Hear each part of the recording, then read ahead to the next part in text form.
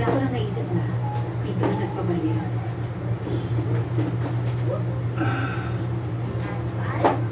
Pwede mo magpapalit? Okay, thanks. Yung may coins. Excuse me, miss. Meron bang babaeng nagpabarya sa'yo? Opo. May babaeng nagpapalit.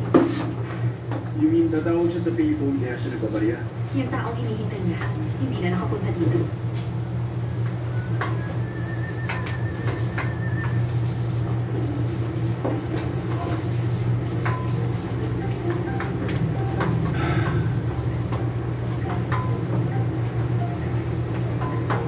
Sa palagay ko, close sila ng taong yun.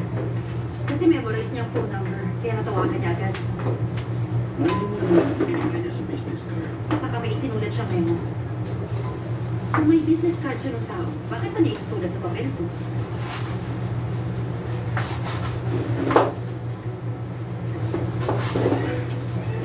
Eh, bakit naman hindi ka binalikan yung cellphone?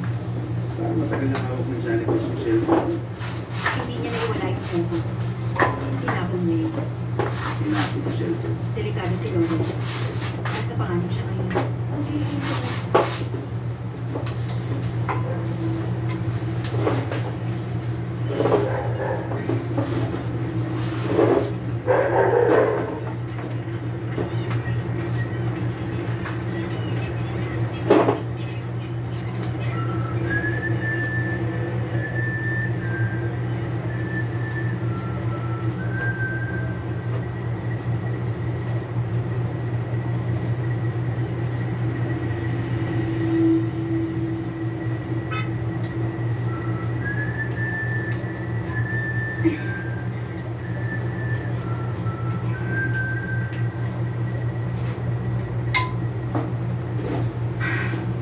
Paano naman kaya siya nakalabas?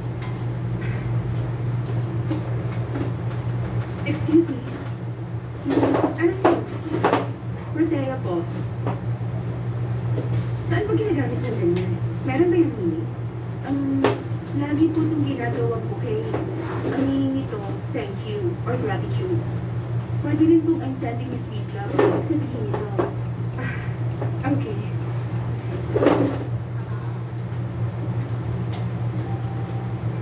Umalis siya ng may tangay na pera, meron siyang kasabwan.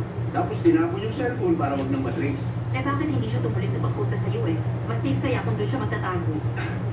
Pinapalabas lang niya na